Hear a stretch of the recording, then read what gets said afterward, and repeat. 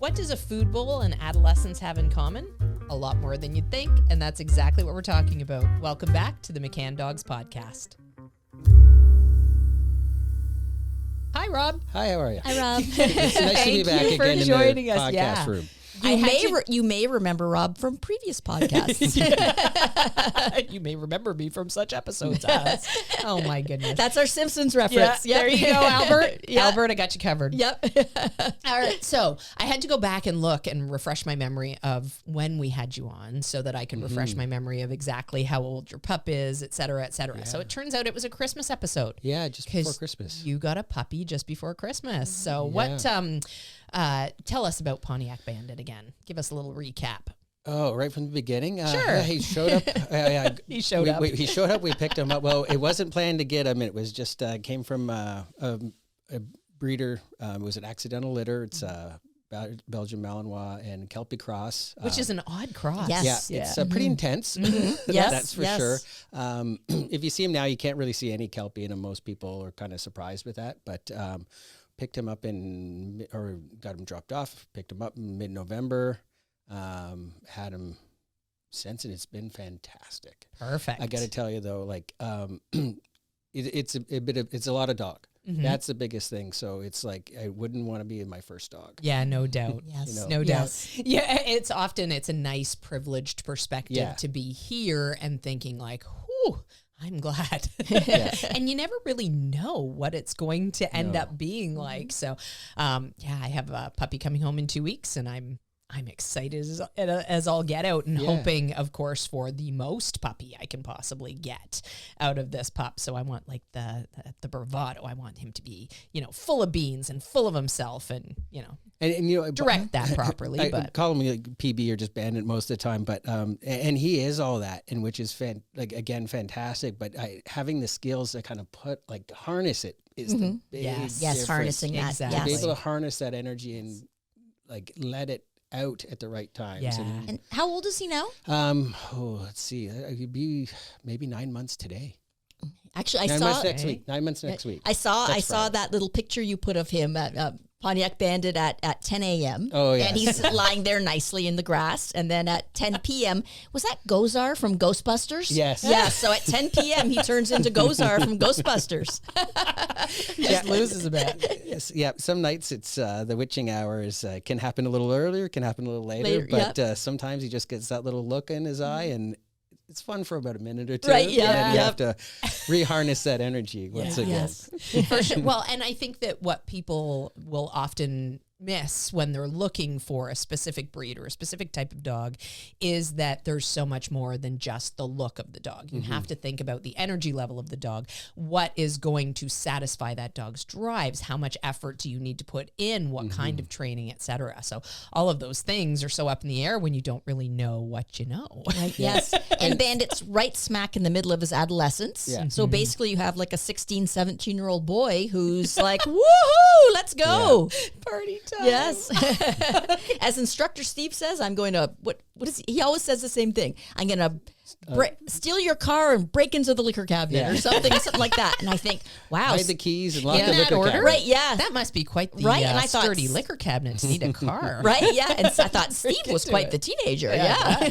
That too. And we'll have to question Instructor Yes. Steve on Yes. the And it's moves Steve- of his youth. It's Instructor Steve's birthday today, too. Oh yes, Yes, as it we is. record, Yep. it is Instructor Steve's birthday. Yes. So he'll have a whole bunch of belated birthday wishes. Yes. at that point. We won't shame him with his age. No. Well, he's only like 28, so he's not at that point. I yet didn't where even think he was there's- that old. I Yeah. thought he was 19. Oh, he might be. Yeah. he might be. Instructor Steve, you'll He's have to still let in us know. his teenage stage. Yeah. That explains his behavior. Alrighty, let's get back to dogs and Yes. dog training and Pontiac Bandit. So, you said he wasn't planned. I know we've introduced Pontiac Bandit before, but tell me at what point he was planned. At what point did you say, "Oh, you know what? I'm going to bring this puppy home." So,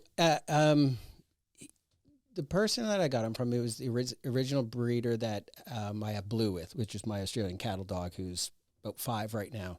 And I stayed in contact with the person that connected me with her originally, or how I got him. Longer story that I don't want to not necessary to get into. But she posted that there was another litter available, that it was an accidental litter between her female, Belgian Malinois and her Kelpie. And I looked at it, and then you know what you do. You scroll by. Yeah. And you that's kind of, that looks so interesting. nice. And like, oh, wow, yeah. And then you go, no, and then you go, yeah, and you kind of, and then you ask a question like a week later, and then, so it just sort of happened that he became available. He was already spoken for at first, and then he became available, and I don't know the whole story behind that. And then they asked, hey, were you still interested? I'm like, well, now I gotta have to think about it. Yes. And then we talked as a family. I think we talked about this before. We talked about it as a family and everything else. And it was just like, it might not be the perfect time, but we figured it can be the right time. Right. Yeah. Yes. And 4 dogs I have now at home. It's quite a bit.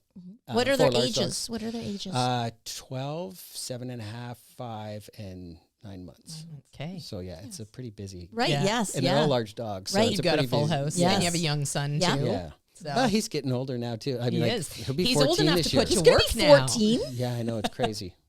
That's crazy. It is 14. crazy. Yeah. Time flies. Yeah. He'll be married soon. Yeah. We're counting the days till he's out of the house already. There's a few more yet, but Yes. you know, it's coming soon. It's coming soon. Okay, so I still sort of want to know how old was Pontiac Bandit at the point where you said, okay, I'm committing to this puppy. Oh. So how much time did you have to prepare? I think it was about they all went home around the 8-week mark, but then we had already planned a family vacation, I think. Okay. And so we were going to be gone at the 10-week point. So then there was sort of we had to kind of come up with a plan, because I said, I'm not going to bring this puppy home, then go and pawn it off on someone else or have someone else look after it for a week and a half. Plus, we had to also have someone look after the other 3 dogs at that point already. Right. So, like, adding a puppy into that wasn't going to be And a brand new puppy to boot. Yes. Yes. So You're asking somebody to get up in the middle of the night for you. Right. And all Yeah. those fun things. Yes. And we were able to work everything out with the breeder, and it worked out really good, because they were able to bring it back up to Canada, because it was from Pennsylvania. Okay. And we actually got off the airplane, drove, picked the puppy up right from our trip, and came home, and then it's been fantastic ever since. So, So once you were we well rested from a vacation. Yes. Yeah. Ready for a puppy. That's a good way to do it. So would he have been about 7 or 8 weeks when you said we're going to get him? Yeah, Yeah. I think so. Yeah, because we could have picked him up at the 8-week point, Right. but again, Yeah. we just- Too much going on. Yeah. So once we were able to make that work out, it was solid that we were going to bring this puppy home, because we just were able to make everything work out, and all the kind of pieces fell into place. Yeah. So at that point, you've got this brand new baby puppy, 10-ish weeks old, between 9 and 10 weeks, somewhere in there. And they tend to be really easy at that point, right? They want to follow you around instinctually. They are, they're uncertain of their new lives. So there's this instinctual drive for them to be close to what they perceive as safety. So a lot of the times that will lull people into this false sense of security where they're thinking, oh, look at, I won the lottery with this puppy. Yes. They come when they're called already. They follow me around the house. I'm not going to have to do any training at all. So Yeah, they feel that the puppy's trained. Yes. Yes. 'Cause Yeah, we get exactly. phone calls sometimes in the office, and people will say, "Oh, my puppy doesn't need to know all that. He already can do all that. Yeah. And he's only 12 weeks." And I'm like, "Oh, exactly. Oh my Yes. goodness. Only in the kitchen. Yeah. right, yes, Yeah. yes." So, did you have that period, or did you end up skipping over that period? Like, how were things when Bandit first came home? I almost can't remember, and it wasn't that long ago, but it's such a blur. But I think it's just because I was prepared. I kind of knew what those steps were going to be, Right. and I knew, hey, this is going pretty easy right now, but that's not going to last. Exactly. Yeah. The switch is going to flip a little bit. They're going to grow a little bit, want to explore a little bit more, and then now adolescence part is kicking in. You can see you got to kind of keep the foot on the gas the whole time Yeah. with them at this point, even though you feel like it isn't. And then just more introduction to more environments. That's I kept moving forward on that, where I really had a better understanding of after instructing for so long, of the right time to push those little boundaries instead of Right. just kind of, hey, let's see what happens. Yeah. Yeah, absolutely. And it's so important to acknowledge that at some point things will change, right? And this is the part where a lot of the times our students think like, what happened to that rug that was underneath me? Like it's gone now. All of a sudden this puppy that was following me around now doesn't even know I exist. So somewhere around 12-week mark, we end up with that first development period where the puppies start to realize, oh, there's a big world out there. And then 4 months, they gain a little bit more independence from a developmental standpoint. And then things coast a little bit for a couple of months. And then boom, we hit the adolescent period. Yeah. So adolescence can rear its ugly head anytime from about 6 months of age all the way up until, anywhere around 2 years of age when you hit final maturity with the dog. And before anybody panics, it's not all encompassing. It's usually peaks and valleys. So you're going to see good behavior and then you're going to see it derail where all of a sudden there's a different puppy that comes out of the crate the next day and you're like, what happened to my good dog? And then back in they go. And the next day, it's another wonderful puppy. That sounded like I suggested that when the puppy's bad, you put them back in their crate and ignore them till the next day when they're better. That's definitely not what my suggestion was. But having said that, it happens like that, right? And it varies with every dog too. Yes. Like I've had some dogs where I really notice it and other dogs where I don't notice it at all. Yeah. So it's luck of the draw. Yeah, absolutely. So now my question for you here, Rob, is have you started to notice any of those naughty behaviors, any of those peaks and valleys that you tend to get with adolescents? I've actually been noticing the last couple of weeks, whereas like that listening, that little snappiness where he'd turn around and just make that eye contact right away when we're practicing or training anything. And then now it's a little bit, I want to keep looking over here. It's a little conflicted. Yeah. And so I have to work a little harder again versus before. Again, it was starting to be a little easy. And you know what else? Peaks and valleys. Yeah. His Pontiac Bandit's adolescence is coinciding with spring too. And spring is an exciting time for dogs, and especially him. He's never had a spring. Yeah. No. It's So his you're first getting spring. the excitement of spring and the excitement of being a teenager all at one moment. But Lucky. in the same time, like it's been great too, because like the exposure from bringing him to work every day or any day that I want to, and be able to train in between. That's the sort of the game changer. What I went back to when we first started about having that right breed, or the breed that you can understand what's going to handle, because you couldn't have this dog if you had to drive into work. Oh yeah. So if he was being left 8 hours a day in a crate, it would just be way too much. Yes. And there's some dogs you can, like, that are built a little bit more, that they don't have that energy release and everything else.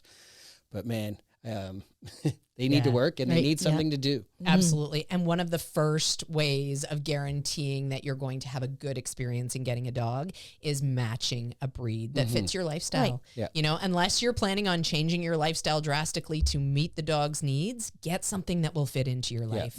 Because if you have a dog like Pontiac Bandit that wants to go all day and could pretty much have a full-time job right alongside you working all day long, and you can't provide that, that is going to be a tough situation. You come and home from work and you're tired and you want to sit down on the couch. There's not a chance that's happening. Absolutely. They're ready to go. Yeah, and that Kelpie heritage, working on the Australian outback with those sheep, that's hundreds and hundreds of acres. Yeah, they're absolutely. they're moving all day looking after sheep. Yeah. Like a walk around the block is not going to suffice a dog with that background. They need that mental stimulation at the same time too. And then the winter, I mean, we didn't have a bad winter this year, or like a very heavy snowfall winter, I guess the best way to put it.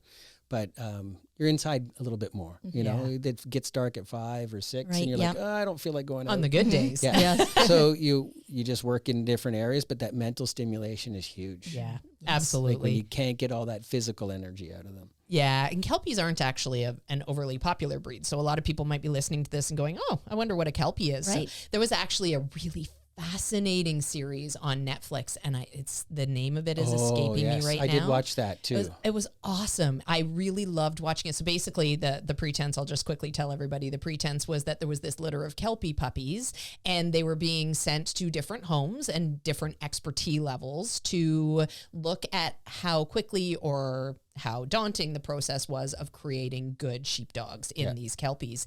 And it was fascinating watching the different training styles of the people, where the fallout was from them, where the success was. And this was on Netflix? It's on Netflix, yeah. And Wow, I that wish I does could- sound interesting. Yeah, We'll have to Google I wish it. I could remember what the name of it was. But yeah, basically it was this litter of Kelpie puppies spread out all over Australia and followed for the first year or so of their life with a bunch of check-ins and benchmarks. And it was just Some of them went to like one would go to like a working farm, and Right. and then the other one would go to like a world champion herder. Right, You know, yeah.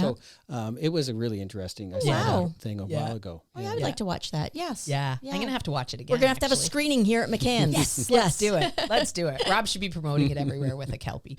Well, Kelpie cross, but Kelpie Right, nonetheless. So, okay. So let's get back to Pontiac Bandit and Adolescence. So can you pinpoint a moment or a snapshot where you thought, you know what? I think you've hit that age.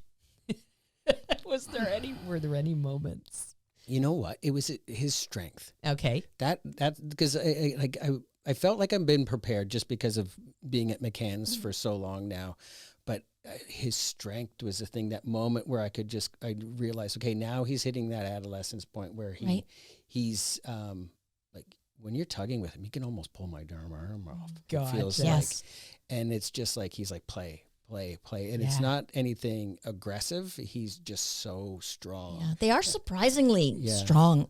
I remember with my Malinois playing with them and knowing the strength behind them. And then you talk to non-dog people and you can tell they don't understand the strength of a dog. Yeah. Like I imagine with The power. Quincy or Oh, yeah. Rottweiler, the power behind her. Yeah. I would not tug with that dog if I did not have a bungee tug. I would not, because there came a point where I thought she is going to dislocate my shoulder. You know, we would have these great, and I like to tug powerfully with my dogs. It's one of the things actually that with tollers, I work really hard on getting a strong tug drive in because they naturally have softer mouths. So it is work to build a harder tug with them, and also to maintain a balance where they'll tug hard, but then they'll handle a duck very delicately and without doing damage. It trips my trigger though, figuring out what's Trips gonna my work. trigger. Trips my trigger. It really does. Figuring out what's going to work with each individual dog. But yeah, with Quincy, there came a point where I thought I cannot tug with this dog if I do not have a bungee tug, because she would thrash and I would think my shoulder is going to pop right out of its socket. The power in that dog was incredible. Absolutely incredible. Yes. So yeah. Yeah, I think that was that big turning point when it was like there's a lot of dog in there. Yeah. And I wanted Rob to say, well, I went out one day and there was some smoke coming from behind the shed. And sure enough, he was smoking behind the shed. He had cigarettes. Loud music. Yep. Well, I got to tell you, I would have made a lot of mistakes, like my 12-year-old dog. A little bit different how it's set up for my... For sure. You know, Right. and because he's not out in the house at all. We utilize the crate still. Yeah. Kept the dogs separated for quite a bit so we could build the relationship and then slowly introduce the dogs, because the 12-year-old dog doesn't want to play with the 18-month or the 8-month-old dog. Right, That's yeah. for sure. Got it. Yeah, absolutely. And it's always good to advocate for your older dogs. Yeah. Always. A lot of the times people will ask us, well, how do I make the older dog more tolerant of the puppy? Don't ask them to be more tolerant of the puppy. You know, the older dogs in your house, they don't need to play with that puppy if they don't want to. And they have earned the right to be older dogs. And it really needs to be that you advocate for that older dog and help the puppy learn to have manners around the older dog. Yeah. So you don't end up with a resentment situation. You don't end up with that older dog finally going, okay, you know what? I'm tolerant until I'm not. And then now you're going down, pup. Like it's our responsibility to discipline and deal with the puppy. It should not be the older dog's responsibility in the house. And just even manage too, like 4 large dogs. I know some people have more dogs. I don't know how that happens. Yes. Yeah, I know. The most I've ever had is 4, and I was like, no, you busy. know what? I like having 2. I really, really like having 2. 3 max. 4 is too much. Just I'm not allowed to look at any Facebook posts of Oh, friends right. Yeah, you're having cut puppy off. or litters Yeah. for at least now, is 5 that years. self-imposed or is that? Well, it's self-imposed. Family rules? I think it's a family rule, and I need to keep on top of it Right. myself. Yeah, for sure. Okay, there's a couple of things that you said there that I want to touch on, because I know that people are probably wondering, what do you mean you didn't let him out with your other dogs? And what do you mean he's not loose in the house yet? So let's start with crating and management.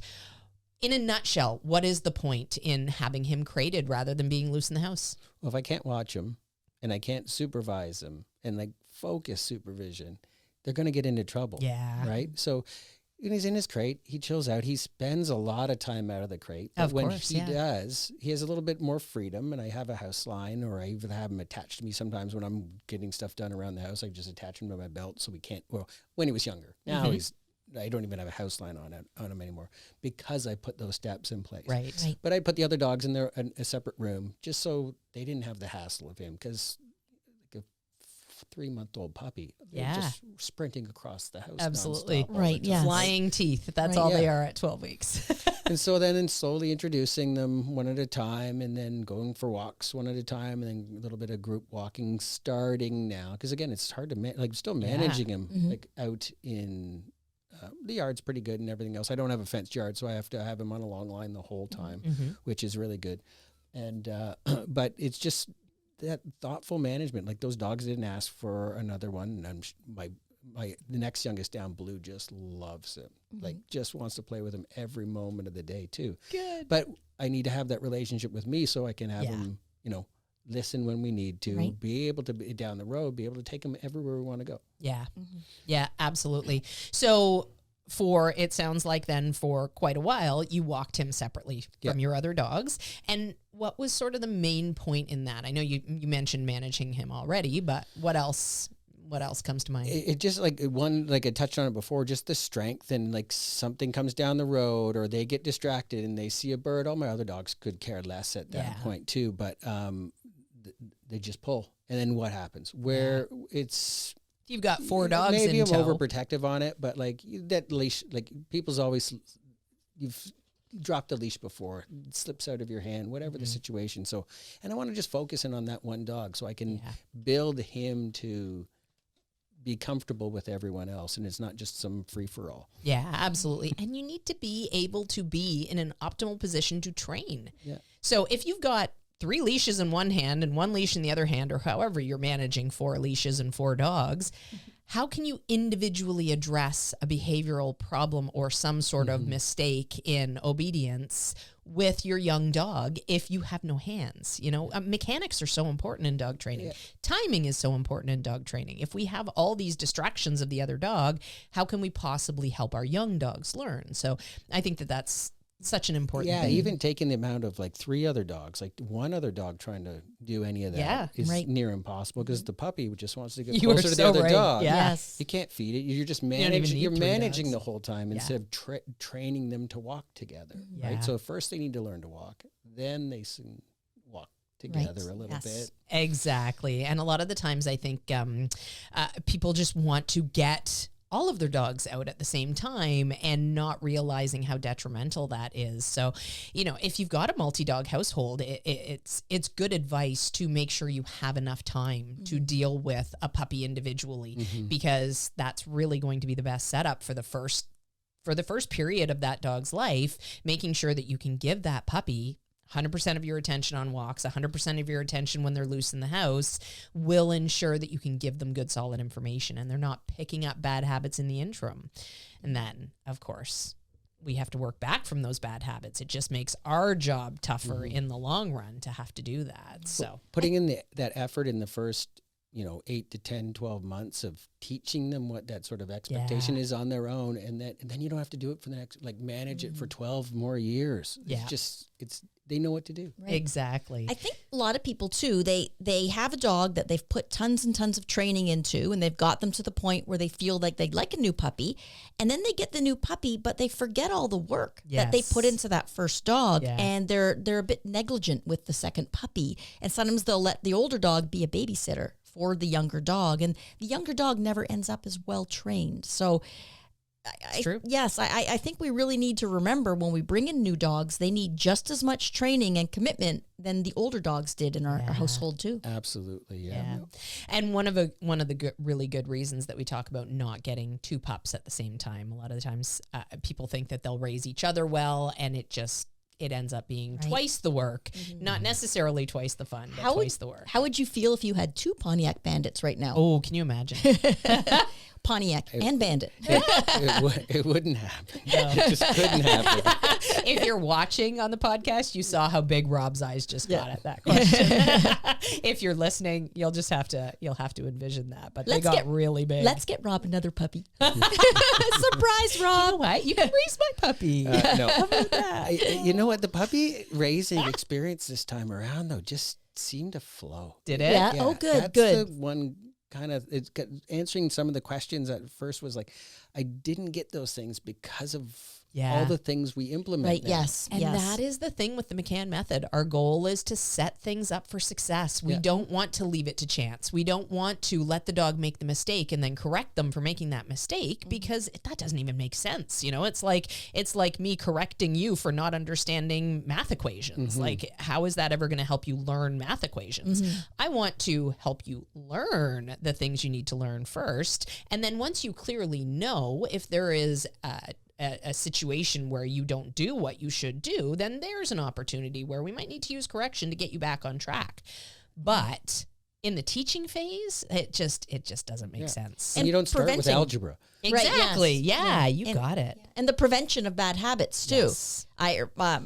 My grandmother learned to drive on her own, and she forever drove an automatic with 2 feet, one on the gas, one on the brake. Oh. And that's how she drove. And a bad habit, that, you know, if she'd gone to driving school, you know, would have been prevented. Yes. But what she learned first, she learned best, and till the day she stopped driving, she drove with 1 foot on the gas, one on the brake. And as she got older, she kept her foot on the brake. I remember following her, and she's driving, and her taillights were constantly on. She was, Interesting. So with our dogs, we don't want them to learn something, and then now we're fighting it forever all their lives. Yeah, absolutely. And what they learn first, they learn best. So that definitely would be, And like now we've moved to the point too, because we put in that work where we have the dogs out under the same level, like not the 3, and the 3 are kind of just keeping the couches from floating. That's what I That's what my dog's for too, yeah. But when the puppy's out and I'm supervising, I can have all 4 of them out now, and the puppy isn't just going crazy. Yeah. He knows his boundaries around the other dogs as well. yes. I'm not going to leave that to chance though. When they're all 4 of them are out, I'm definitely 100% supervising then too. Yeah. Oh, for sure. My And Honda also, just as a side note, when he's not holding down couches from floating, he also keeps the elephants away. Oh. Yeah. Oh. Yeah, I've never had an elephant in my house, and it's because I have dogs. They keep elephants away. That's very specious reasoning, but you know, it works. I like it. Alrighty.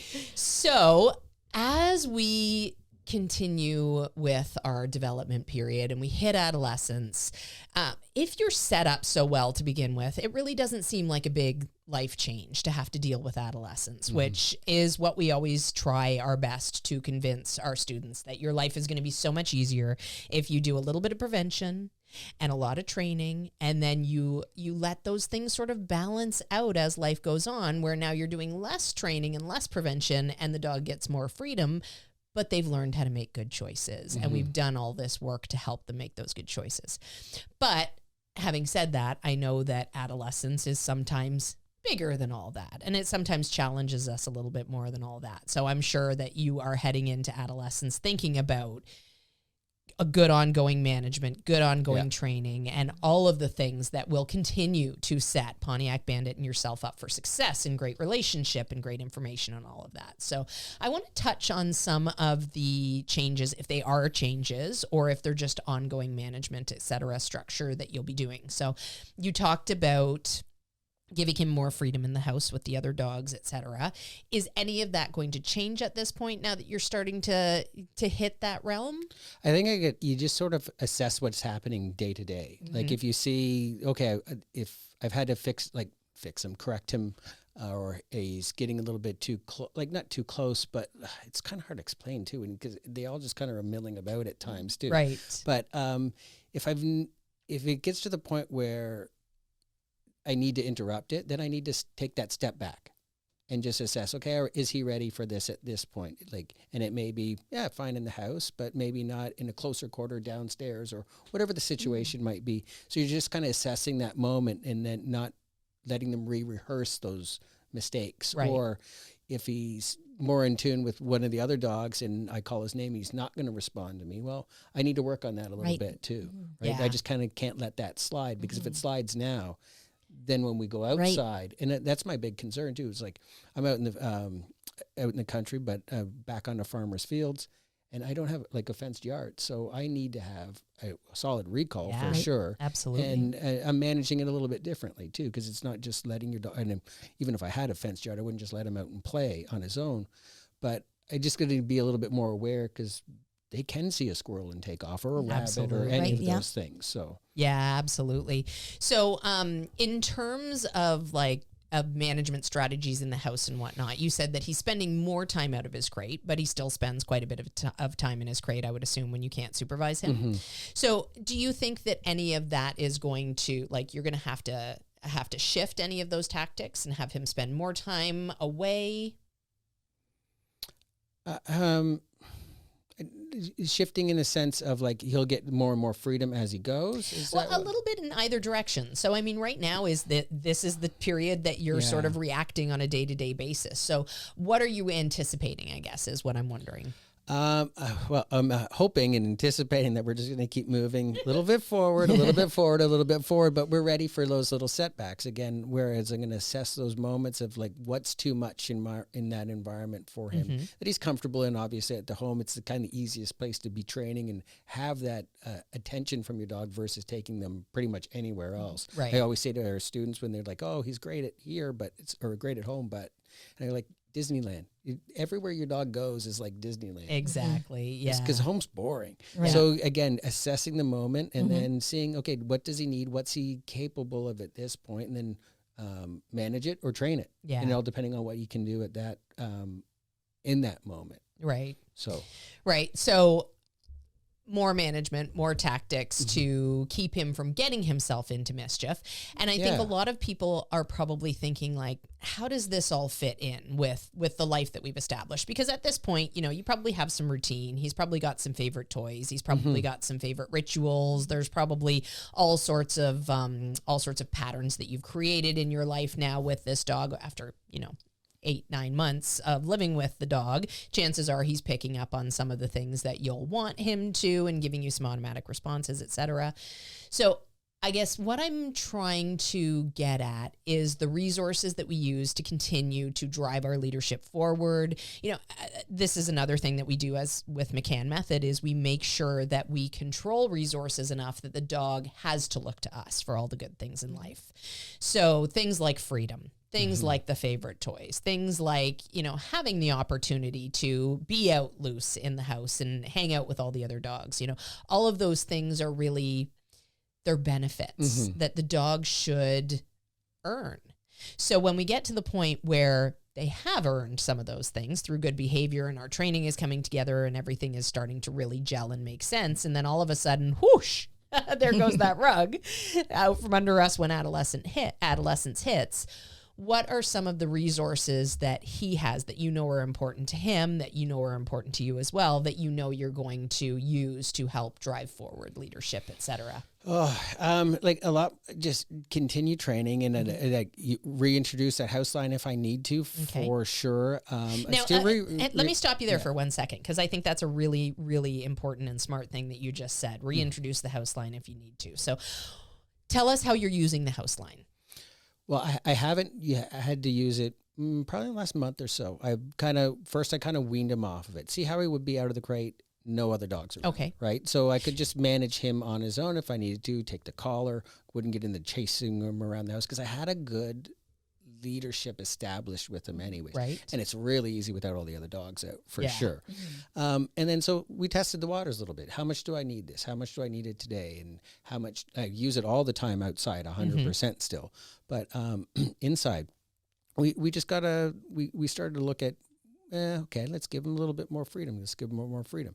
Then when we introduced one dog out a little bit, we pop that back on them. So it was kind of like a little bit of give and take. Okay. And why were you popping it back on them? So like from the function of this tool, how does it benefit you to have this house line just on to be him? able to redirect him instead not just chase him or take his collar right away or get into his face or the two dogs' face if they're close to where I could just step on that line, Perfect. move him away, and then just manage him wherever I just have him sit, chew on his nylabone or something and kind of relax a little bit on his bed. If he got a little up too much, put him back a couple times, then heck, okay, maybe I got to get whatever I'm doing at the side and then pop him in his crate again. Yeah. And just keep him comfortable with that. Just, again, assessing that management and utilizing his chew toys to keep him busy, utilizing the crate when I can't be focused in on him. He's got a lot more freedom when the other dogs are like away in there, like in a separate room or something else.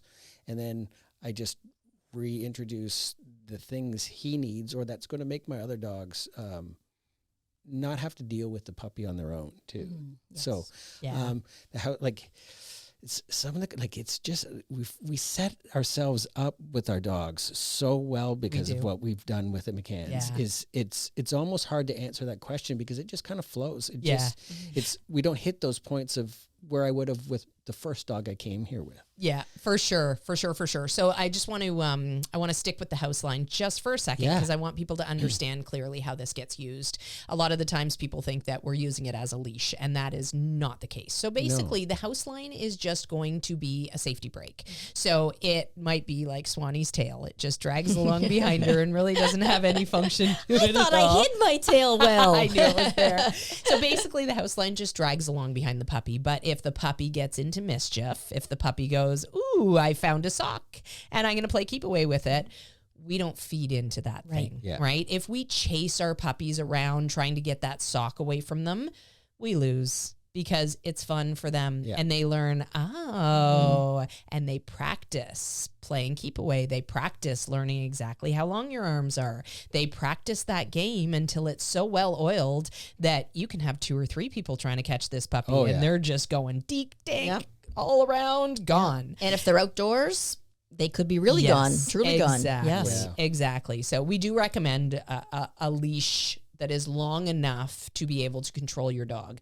So, outside you might need 20 feet if there's a bigger area, especially if you have no fenced area.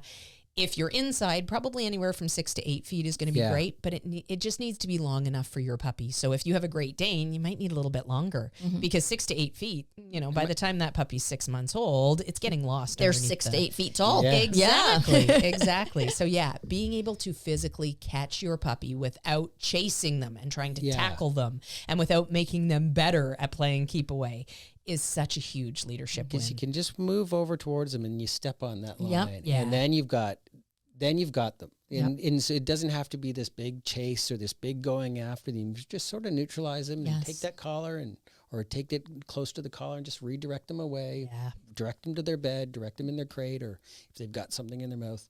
But I'm not playing that keep away or chase game. It's huge. Really the benefit of it. Calm leadership, what you're showing. Yes. Yeah. Whatever you do, try to never chase your puppy. Never, never. They can chase you. You can play keep away from them and they can chase you, but don't ever chase your puppies. They'll learn how to do it better than you. I guarantee. And they're fast. Guaranteed. They are fast. Swift and nimble. Are you looking for guidance for your new puppy? Check out our online training program, Puppy Essentials, where we will help you figure out all of the ins and outs of your puppy. Things like crate training, house training, how to curb nipping issues, all of those things and more are things that myself and the rest of the McCann Dogs team will be able to help you with if you join us for our online training programs. Hope to see you. In addition to the house line as something that's a great management tool, there's a ton of resources that we know that are beneficial for our dog. Things like toys, things like training treats, things like food. And I want to talk for a minute about free feeding because this is something that I think is a big mistake that a lot of people make. So, Swanee, in a nutshell, tell us what free feeding is. Free feeding is having a bowl What's it in a nutshell to do? is having a bowl of kibble out all the time for your dog. And as they eat some, you refill. And as they eat some, you refill. A lot of people feed their cats like that. Yeah. Yes. Yeah. Yes. And in cats, I don't really have an opinion one way or the other about free feeding with cats, but I don't think I would. If I had a cat, I want to know what goes in and what's coming out. So, I actually did convince my sister to go to meal feeding for her Yes. cats, and it's made a huge difference because they were very tubby. Oh, yes. Yes. Very yes. tubby. Very, very tubby. Now they're better. Would you ever consider free feeding? Not anymore, but I did with my first dog. Oh, okay. Long before I came to McCann's, Yeah. my first, and well overweight for sure. Yeah. Interesting. And would you just keep refilling the bowl? It was a long time ago, Yeah. but I think so. Yeah. It was just there. The food was there. And Right. if they Sort of ate it, like they water. didn't eat it. Yeah. It was just Yeah. exactly like the water dish. We'll just put a little bit more and just put a little bit more and just put a little bit more. And then my second dog is when I originally came to McCann's as a student the very first time. Gail mentioned to me that he was a little bit overweight too. And that was by the time I had, it still had been free feeding. And that's where I put an end to the free feeding. Right. Gotcha. And then the relationship started to change a little bit too. Oh, This is interesting. exactly what I want to talk about. Yes. Exactly what I want to talk about when For it the comes to good. this resource. For the, yes. like, hey, no, I gotta pay attention to this guy a little bit more. Right. That's- Yeah. He's in Yeah. charge of an important resource. Yes. Yes. Imagine that. So if you have a dog that you are struggling with and you are free feeding that dog, think about what the messaging is for that dog, right? Do I provide all the good things for you in life, or does the food just appear and you control it? It seems like for those of you who are free feeding and you're thinking like, I want my dog to have access to food all the time. Are you struggling with other things in your life? Because you know what? If you and your dog have this wonderful copacetic relationship and you have one of these dogs that's just easy and good to go, these things don't matter nearly as much. But having said that, it's still important to have good control with your dog. So answer that question honestly. Are they just cooperative when push comes to shove, when there's something that's conflicting in that moment? I want to chase the squirrel, but you're calling me to come. What happens in that scenario? Does the dog turn and come back to you? And do you get the win based on their cooperation? Or does the dog go, nope, sorry, you know what? This is a moment I don't want to be cooperative because my drives are kicking in and I'm chasing that squirrel. So a lot of the times we'll talk about free feeding and how detrimental it can be to relationship, and it doesn't necessarily come together and make a lot of sense from a certain perspective. But when you bring it into all of the things that we need to do to get good attention from our dogs and good focus and get good respect and whatnot in a way that is nice for both of us to train, we want to make sure that we're using all these resources to our advantage. So you said a brilliant thing there. You said that when you stopped free feeding, the relationship changed. So what were the things that you noticed?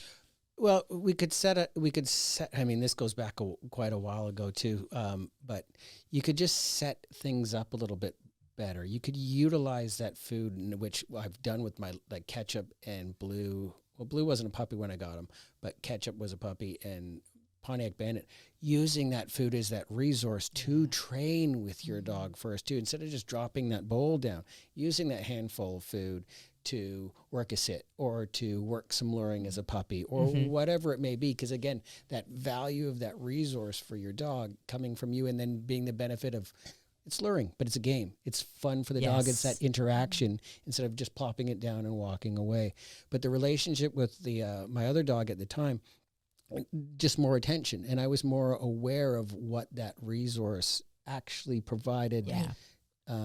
More leadership on my end, where I kind of wasn't aware of that before, and it just builds a little bit more importance when you show up. Exactly. Yes. And please know that when we say free feeding, we don't mean just bowl feeding, right? We don't mean that you can put a portion of kibble in the bowl, put it down for your dog, and they come and they eat it right away, and then it's gone and life goes on. We mean when you just routinely have this bowl of food down and available for the dog. It creates dogs that are grazers that sort of come, eat a few kibbles, and then go because they can come back later and eat, etc. It creates dogs that might overeat. It creates dogs that might undereat. There's all sorts of reasons that free feeding is not a good idea, but it's not necessarily just the act of feeding your dog in a bowl. So I just wanted to clarify that. But having said that, we do a lot of hand feeding with our puppies. I do a very small amount of bowl feeding with my puppies when I have a puppy and a lot of hand feeding. And that's to balance out training. Yes. Because I have so much I want to do and I don't want to be using high value treats or extra calories for that. I want to use my dog's main food for the majority of that training. But then I also want to make sure that I have some left for, you know, I'm going to make a little bit of a positive association with the crate with what's left in this bowl. And you can eat the rest of your meal in the crate. So that really amps up the crate being a positive space, et cetera. So we have all sorts of purposes for food. But if we don't have a purpose for food, we end up losing it as a resource. Right. So food is almost a universal resource for all dogs because they love to eat. They need to eat instinctually. Their survival depends on eating. So most dogs want to eat. Or any animal, any animal training. Food is the money. Yeah, yes. You're absolutely right. And when we have that resource, we can help guide and direct our dog's behavior. We can become someone that is worthy of our dog's attention. So we can also use it to reinforce good things that we like from the dog. So all of these reasons to have food as a resource, so important. And going back to that, or not going back, if they're full all the time, how do you do any training with them? Because even if you have, or you have to get really high value treats, and then that's where we see the weight go on. And the other side of it too is, how much is your dog eating each day? And where, if have they eaten a whole bunch this week or haven't they? Is there something wrong with them? And like sort of the vet checks and everything else that's involved in that too. Yes. Yeah. So especially if you had multiple dogs and you were free feeding. Yes. Is one dog eating all the food? Yeah. Well, that's what was happening with my sister's cats. Even though they were both tubby, one was incredibly tubby. And it was very clear that that cat was spending a lot of time at that food eating bowl. the food. Yes. For sure. So I want to know how you changed that with this previous dog. How did you change the habit of the dog expecting the food bowl to be there all the time? Do you remember? It was pretty quick. I was just cold like, turkey. It was cold turkey. It was okay. Well, you eat, and then it was. I think it was just okay. Here, you've got your bowl. You've got your meal. If you finish it, fine. But now then after a while, it was like, now you got time limits on it. Yes. Eat it. What was the time limit you put on? Do you remember? Probably about 10 minutes. Yeah. I'm guessing, but that's just a guess at this point because it would go pretty quick once that first little initial of like, hey, the food's not out all the time. Right. Yes. So they would eat what they needed to eat, and then it was picked up. So it would never be 10 minutes by the time I'd had to pick up the bowl. But if I did, it was like, okay, what's wrong with the dog today? Because why aren't they eating their meal? Yeah, exactly. And having that information is so important. Right, yes. And sometimes it's nothing, but it's good to be aware of that. Yeah. Especially like with an older dog, like Honda is 14 and a half. And, I put his bowl of food down and he gobbles it up.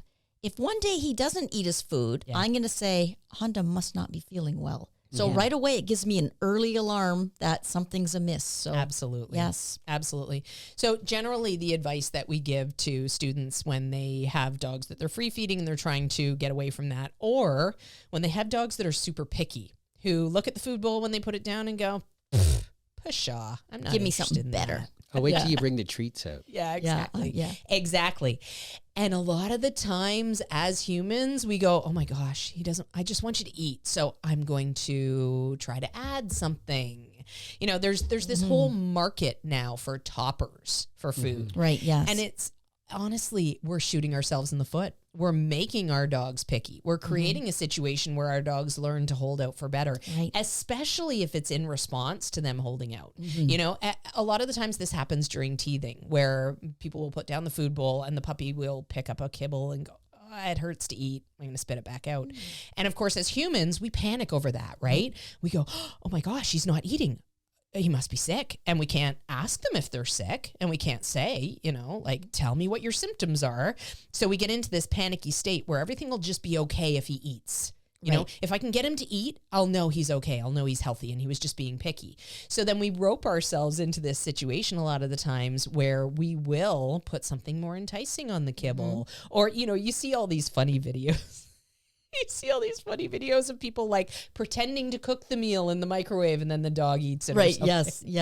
I've never seen that one. No, you've never seen them? Honda gets medicine on his food, liquid medicine. He has a heart condition. So every day he watches me make his food, and then I get the syringe and I syringe up his medicine and squirt it on and then hand it to him. And then he eats. And if for some reason, like, I forget to put the liquid on, you could see him kind of looking at me like, you forgot something. You forgot something. What's happening? Yeah. So I think if I even pretended to put it on, he would definitely go, oh yeah, it's on. Yeah. We're good to go. Yeah. We're good to go now. It just dawned on me too, like, if you're free feeding, like Bandit's going to eat and eat. And he just burns calories. Mm-hmm. Like I can't overfeed him enough, but I still manage his food. But I know you had Meg on last week. How do you, you can't free feed and still train a puppy, like a Papillon? Papillon, Yeah. that's tiny they're tummy. going to be Yeah. so full, especially if they free feed, they're not going to want to treat for the rest of the day or anything else too. So you have to, utilize what already their meal is based on the size of your dog or the energy or the calories they burn each day. Yes. Absolutely. Yeah. And we have so much to do with our young puppies to train that we want to make sure that we don't end up overfeeding them. So, Yes. Or if you're on a road trip too, when I moved out to Nova Scotia, I got up in the morning and, okay, we got a 9-hour drive in front of us. I need my dog to eat. Yes. I put down his breakfast and he's eaten. If I free fed, it would be like, oh, should I stop? Are they hungry? I'm not sure what to do. But, I know the dogs are fed. I know they're probably going to have to go to the bathroom in an hour. So we're going to stop at that point. And so Absolutely. keeping a schedule is good with that. And that's good leadership too. Having your dog be confident that you are going to provide for their needs when they need them is great for your leadership. And again, it makes you the bringer of resources. So the dog ends up looking to you for those resources and the things that they want. And that just makes cooperation and training so much easier for them. We just gone away last weekend, all 4 dogs with us. Oh, wow. That must have been busy. All three of us family member Yeah. went away for my son's motocross weekend, whatever. But we brought the dogs, had an Airbnb at the track, had all set up in crates and had the dogs out, but managing 4 dogs and everything else on top of that.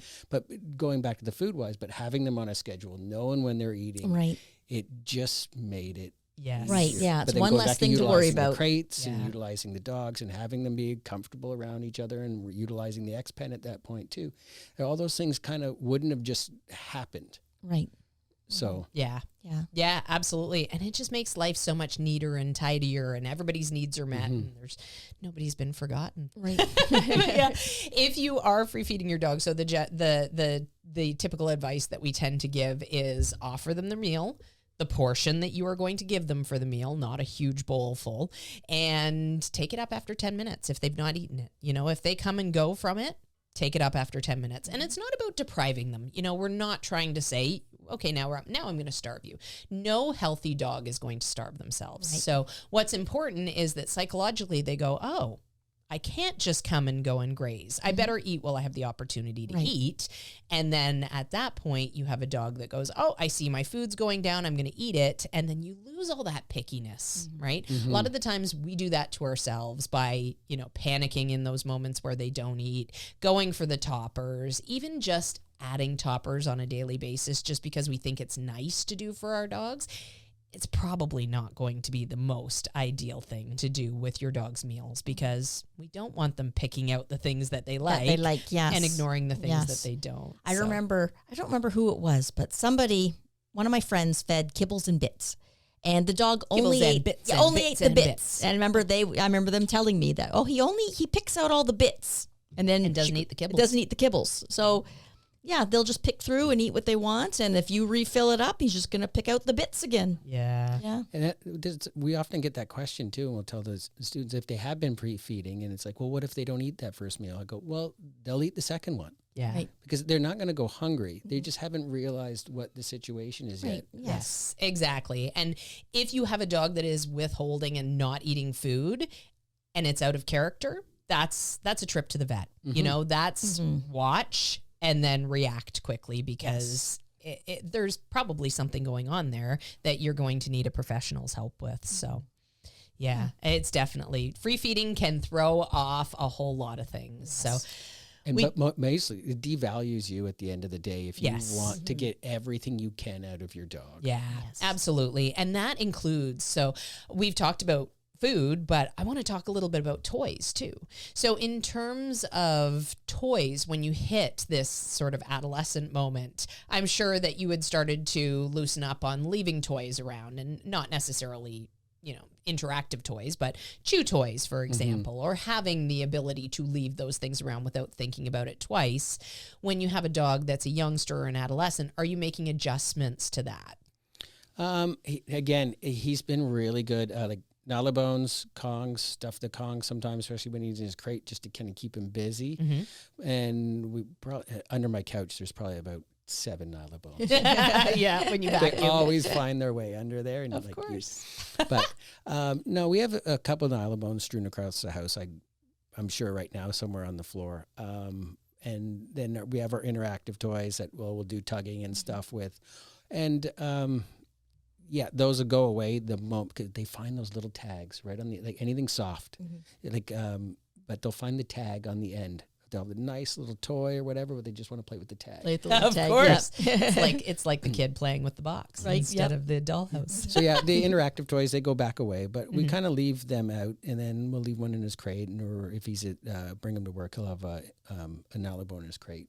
But it's funny when you realize, and you're asking me the questions too, is when you kind of follow the method and follow the plan. You don't really have like those, we needed to do this, or we needed to adjust this so much. Yeah, right. Yeah. There's not as much adjustment. Yeah. Well, it sounds like it's certainly making your life a lot easier as you hit adolescence. So I'm sure that that's a good learning tool for people as well. But if you have a dog that is a bit of an adolescent right now, it's well worth your while to take up all those excess toys and whatnot. Actually, for clarity for the dog, it's best to have 1 or 2 chew toys out for them, tops anyways, so that they know that those 2 are their chew toys and your shoes are not their chew toys, and your remote control and your glasses and all the other things. And those are the things that we never got in that trouble about, because we were supervising, went out, and then this was your toy. And like, they'd go investigate, and they're puppies, they're looking around, but then you just redirect them with that house line, then give them the Nalabone or whatever you're using as their chew toy. It and sounds then they so start simple. Right, yes. Why do people have so much trouble? I think it's often lack of supervision, too much freedom. Well, it's the cart before the horse thing, right? Yes. Like, we all want that shiny thing at the end of the workload, but we need to get there. We do the work to get there, yes. Yeah, we need to get there first. And if we put the cart before the horse and we give the dog the freedom before they're ready for it, then it becomes frustrating, because they're not going to make the right choices. No. They're just not. Until they have more training, more knowledge, more understanding, they're going to make mistakes. In their world, they're not mistakes. Chewing the couch is not a mistake in a dog world. No. It's a mistake in a human world, because we go out and we purchase a couch and we want that couch to last, and we don't want it to have big teeth marks in it. Dogs don't care about that. No. They don't understand any of that. They think it looks better with teeth marks in it. Exactly. I think it looks better with teeth marks in it too, but that's my style. I'm very odd.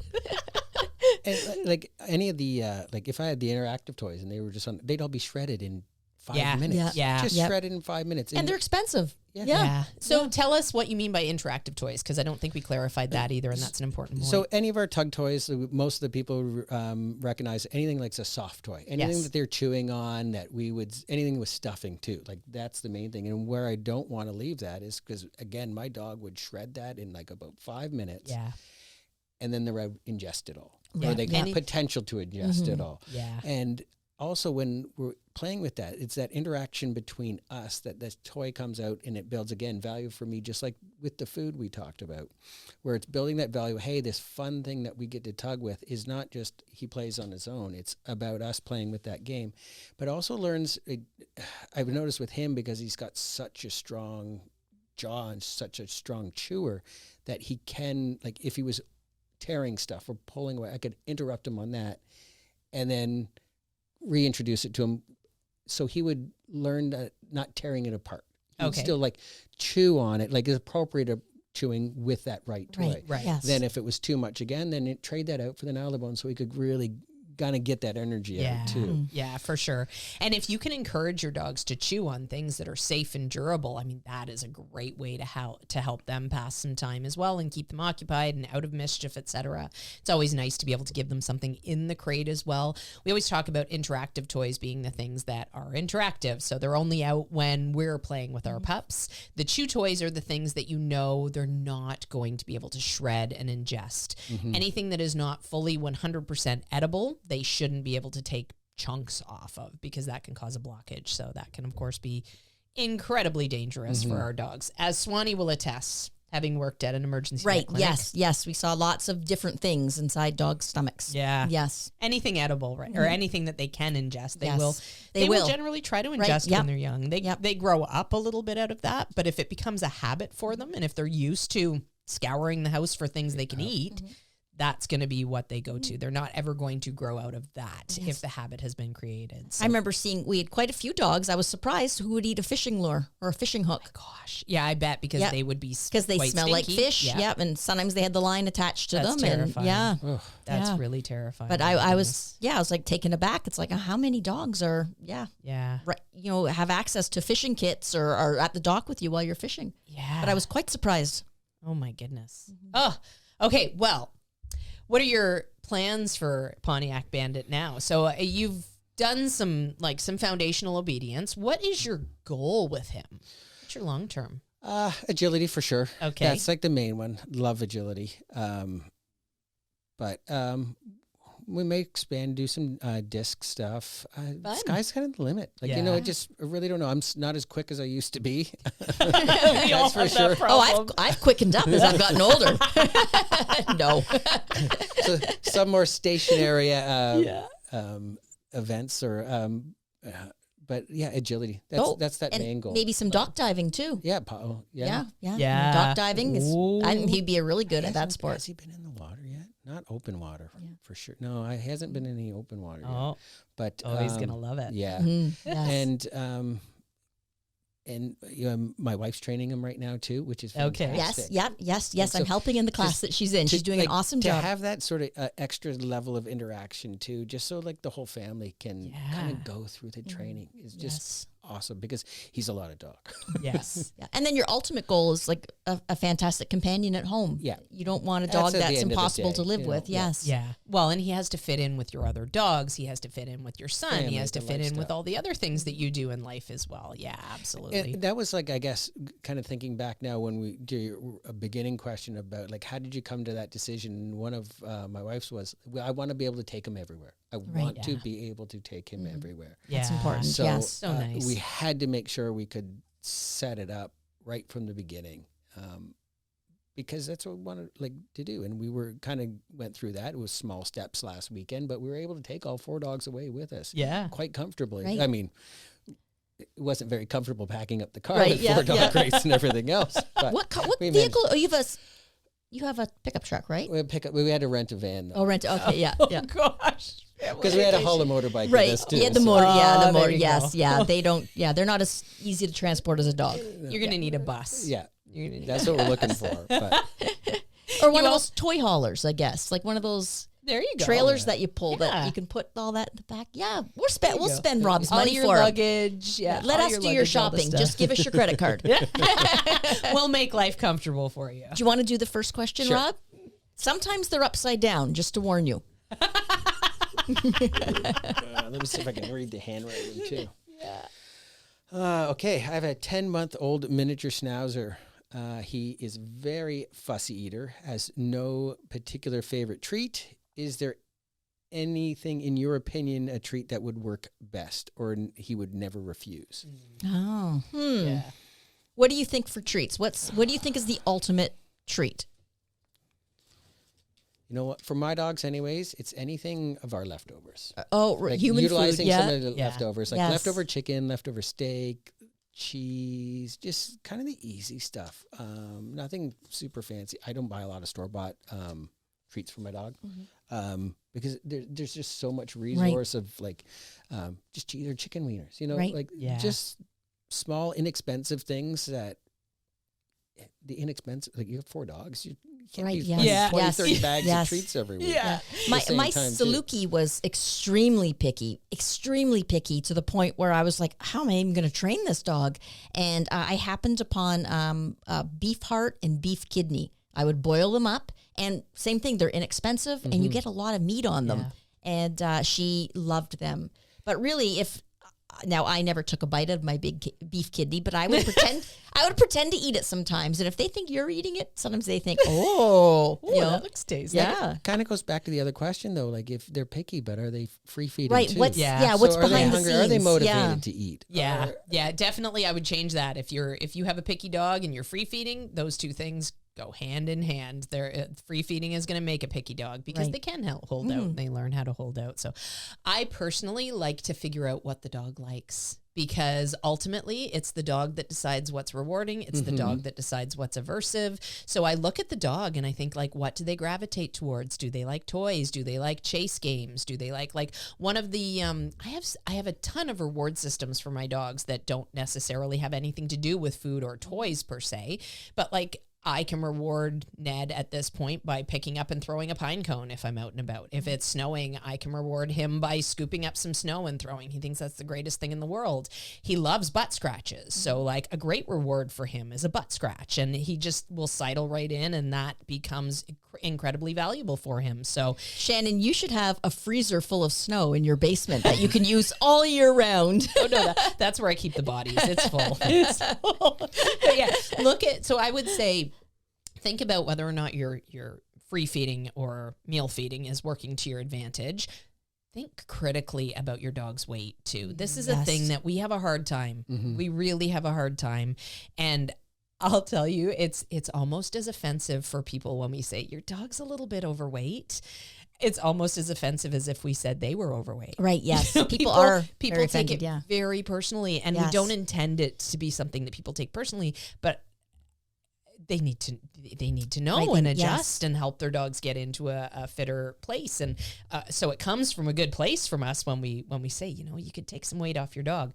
But look at that honestly and critically and think, is my dog overweight? Right, Are they yes. always satiated in terms of food? And that's contributing to the pickiness as well. And then, of course, we talked about And the if you're free feeding constantly piece. using those same treats, they're way more value than eating out of their bowl. Too. Yeah. It's Right, the opposite yes. side of it, the sort of hierarchy of it. But my dog's treats are always really small, especially Right, when I'm yes. training, because that's what we'll see is like very big treats, and the dogs get full on that. Oh, yes. Yeah. Yeah. Some people have a milk bone they give their dog. Yeah. Like Yes. I cut up the little ones. Like Right. I cut them in half or like break them in half Right, because yeah. it's just that quick little taste. And then going back to like when I'm first teaching or introducing a new exercise, I'm using that best treat. But down the road, okay, that's a kibble treat. And then that next level of what we're working at, then I'm pulling out the big guns again. Yes. I find some people too, like you need to use some tough love. So, I've gone and I've diced up my treats and I'm starting to train and I give one to my dog and the dog says, don't want it. If I go, oh, come on, and, Yeah. coddle and beg the dog's like, this is pretty cool. Look all the attention I'm getting for refusing a treat. Yeah. Instead, I just go, oh, well, treat goes away and you can go sit in your crate for a little bit. Pretend and to eat it Think yourself. it over. Yeah. So Yeah. if they don't want the treat, I just take it away and I don't allow them to run around and self-reward. It's like, well, why don't you go sit in the crate and maybe in an hour we'll bring you out again and do another sit and see if you want the treat. Yeah, absolutely. We should do a full episode on self-reward because we could fill a lot of time Yes. talking about what constitutes self-reward. Yes. I love that idea. Okay. Next It was question. my idea and I said I loved it. Shannon, you love your ideas. gosh. Oh, this is good big writing. Yes. My puppy is rarely food motivated with her kibble, but will take real meat, cheese, or treats any day. Help. Yeah. So that's the holding out for better piece. Right. Yes. So we've talked about that. Holding out for better. I would say offer the kibble and, oh, you don't want it? Oh, well, you can go and sit in your crate and think about it. Yeah. Yes. Absolutely. And dogs do have FOMO for real too. Like we can use those psychological games to our advantage. I will often, if I'm working with a young dog and they're like, you know what, I could take or leave you right now just because that's life. Okay, well, you can go in your crate and I'm gonna work with my other dog right in front of the Right, crate. yeah, And I'm yeah. gonna make you a little envious of the fact that you're not getting to work now Right. and we're having all this fun out here. And tactically, this works great. When you bring the puppy out the next time, they're much more focused. Right, yes. They're much more eager to do. Right. What? And I'll also, too, make sure the dog is hungry when I train. So it's like, I'm not going to give the dog breakfast and then half an hour later go out to train. I'm going to say, okay, let's train with your kibble. Yeah. Then I will give you whatever's left for your breakfast. And if they start to learn to hold out, then it's like you're taking them to a 5-star restaurant every single Right. night. Yes. Which Oh, sounds really yeah. nice. I never thought of that. Yeah. But you can't do that. Yeah. Sometimes you just got to make steak. Or not make steak, but steak. just make Sometimes you got whatever to eat a hot dog. Yeah. Yep. That's it. Yep. Alrighty, here's my question here. I live in an apartment with my puppy and older dog. I simply don't have time or energy to train them separately. What should I do? So, I mean, this is a hard question to answer because if you get a puppy, you're going to need to resign to the fact that you're going to need to give them time. Yes. Like this is, it's not negotiable. It's like saying, oh, I'm going to have a second child, but now I don't have time for them. So I can't educate them and feed them. Like it's not possible. I mean, if you have a well-trained older dog, a lot of the times you can make things work a little bit easier, but still chances are in the early stages, that puppy is going to be really keen about the other dog, and it's going to be a bigger struggle for you and probably take more time in the long run. So, I mean, realistically, I would say if you don't have time for a puppy, it's probably not the right time for a puppy. To get a puppy, you know? yes. And Yeah, like why are you getting that puppy if you don't have time for it? That's what I was just wondering there. Like, what is the point of getting the other puppy? Are you trying to get another puppy for your other dog to keep them preoccupied? Or is it just that you're more of a weekend warrior? So you don't want to do the work through the week, but you have time for the dogs on the weekend. Like you've got to figure out how to make that dog part of your life, how to make training part of your everyday life. We talk a lot about making training part of your day to day. You know, maybe that's the way to look at it instead of thinking, okay, I need to have a half an hour chunk to train this puppy. That's not realistic anyways, right? Our dogs are always learning. So if we take the opportunities as they're happening to, you know, build skills. Like I do this with my own puppies. We have incredibly busy lives. I mean, I think people often think that we sit around and train our own dogs all day, but I don't even get to train my own dogs because I'm so busy with everything else that goes on as a professional dog trainer, you know, working with other people, dealing with computer stuff, dealing with scheduling, like all of the things that take up the time in your day. So you make it work when it's happening a lot of the times. You know, I will put on a coffee and as I'm waiting for the coffee, like right now, I don't have a puppy in the house. So as I'm waiting for my coffee, I unstack the dishwasher, you know, but once my puppy comes home in a couple of weeks, the dishwasher is going to stay full. Maybe I'll pass that chore along. Well, you'll have all just takeout food. You won't even need dishes. Yeah, exactly. There you go. And I'll be working with my puppy in those moments because those moments are opportune times rather than standing there waiting for the coffee to pour. All right, I'm going to do some work with my puppy and I can get in lots of skills training. So many people now just sit and scroll on their phone. You know, those days are gone when you have a puppy. Yeah, yep. Absolutely. And then the other thing I would say is we talked about a little bit already, and we've done episodes on this as well, is getting the breed that matches your lifestyle. Yes. You know, if you have a lifestyle where you like to relax in the evenings and you want a couch potato dog, that's the kind of dog you should bring home to live with you. Don't get a border collie that needs daily mental, physical stimulation that is excessive if you don't want to put in that time. It's just not realistic. And just even the wording in the question, what's the training? That was my first thought, because there's nothing I do with my older dogs that would relate to training at the same time with my puppy anyways. Yeah. So you have to, you have to find that time. Exactly. Yes. And it can't be, even if your training is just taking them for a walk, you need to separate that completely just to begin with, because you're also going to be however old, like this is the next 10 to 12 to 15 year investment. Yeah. Yeah. Get it right from the beginning. Like this intensity in the work is short-lived in the beginning, right? If we put a lot of effort into that first year, we're going to get a lot out of it. And then we're going to be able to coast for the rest of the, for the majority of the rest of the dog's life, you know, unless you're like us, where training just continues all day, every day for the rest of the dog's life because we want to do agility and I want to do field and I want to do nose work and I want to, you know, I have all these things on my to-do list I want to do. If I just wanted a pet to hang out with, I just need the basics. So get the basics done, get the listening in play, and then from there you can coast and you can enjoy two dogs. Yes. And that's where my other point point where my wife just wants a dog that she can take everywhere. Right. You know, Yeah. she doesn't want to do all the training, like the same level of where we take our dogs. Right. We just want the dogs, all 4 of them, to be able to go somewhere and not drive you nuts. Yes. Right. Yeah. So how do you, unless you take that time and separate the puppy and focus the training on them, and then bring in each of the other ones to it. It's so much easier. Yeah, Like, she might even want to consider a different pet as a companion for her dog. That is a really good point, because there's a lot of animals that are so much easier than dogs. Yes. So. I just kangaroos, piece of cake. piece of cake. Something that came to mind was I had 2 corgis, and I had just become pregnant, and one of the corgis passed away. And I felt bad for Gavin because he suddenly was alone, and he had never been alone as the only dog. But I recognized that I've never been a new mom before, and the baby was going to be quite a bit of work. And so I ended up getting a canary. And I thought, you know what? It's something in the house. So Gavin's Sprout, not right? alone. Yeah, it was Sprout. Yeah, Sprout, my canary. And Sprout was a fantastic little bird. I loved him so much. And and I feel that even though they never interacted, there was another animal in the house. Yeah. And, you know, he was not alone in the house anymore because Sprout sang his little heart out constantly. Oh. He would drown out the TV set. But, so instead of getting another puppy, it's like, no, I recognized at that moment it wasn't a good time. I'm going to get a different pet. Yeah. What would you recommend for a different pet, Rob? What would you go to if you couldn't get another dog, but you wanted something else right now? Kangaroo's taken. I am such a dog person. I know me too. Well, you know what? I had wouldn't pet get a rats. cat. I My had wife pet would rats, like and they were cats, but so not awesome. We've both had pet rats, and Yes. they're so they're like little dogs, Rob. Yeah. You need to get a pet rat.